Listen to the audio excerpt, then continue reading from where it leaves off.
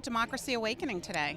Because democracy is awakening all across the country and is springing forth right here in bloom in Washington, but most importantly, it's now going to spread out across the country, organizing. The people themselves are already onto this. We don't have to convince them about the power of money in politics and how it's running roughshod over average workaday people, knocking down the middle class and holding down the poor, but we've got to organize them, and that's what this is the beginning of. Instead of just wringing our hands about the corporate takeover of our democracy, let's join our hands together and do something about it and take it back.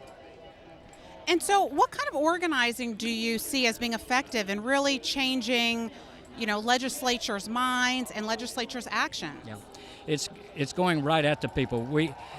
The organizing is already there in terms of everybody from unions to environmental groups to civil rights organizations, all of which are represented here, but also in terms of Occupy, then in terms of Black Lives Matter, then in terms of Fight for 15, then in terms of Democracy Awakening. And so it's a bringing of these people together. The 260 organizations that teamed up to put this on have never had worked together like this before. So that's a big change right there.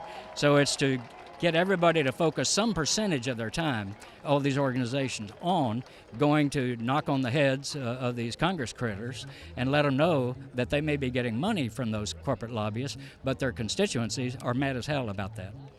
Now, one last question. A lot of Americans, if they even see this type of footage on, late night TV or in mainstream media, they'll say, what does that have to do with me? I have a job, I have food on the table, my kids go to summer camp every year. How do the issues that Democracy Spring is really trying to get out there, how do they affect the average American? Well, the average American knows that they might have a job, but the wages are falling down. The benefits are going away. The retirement is now at risk. They know that their children are going to have a harder time, and even they did, in making a go in this low-wage economy that the corporate powers, in connection with the political hirelings up here, have put around our necks in this country. Most people, again, we don't have to convince them of the issues because it's happening to them.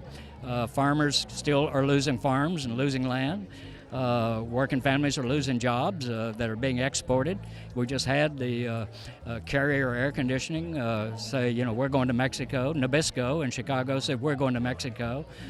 So this is happening all across, and people are not only noticing it, but, even a dog knows the difference between being stumbled over and being kicked. And people are being kicked, and they know it. And increasingly, they know who's doing it to them because these organizations have begun to speak in terms of money and power in politics. Not vague generalities, but here's what's happening to you because of this so-and-so corporation doing it to you. So with that energy that's out there, what we have to do is collect it and focus it and bring it to the fore. Again, we don't have to create the rebellion. The rebellion is in the heart, in the guts, in the minds of the people themselves. Great. Thank you very much. My pleasure. Thank you.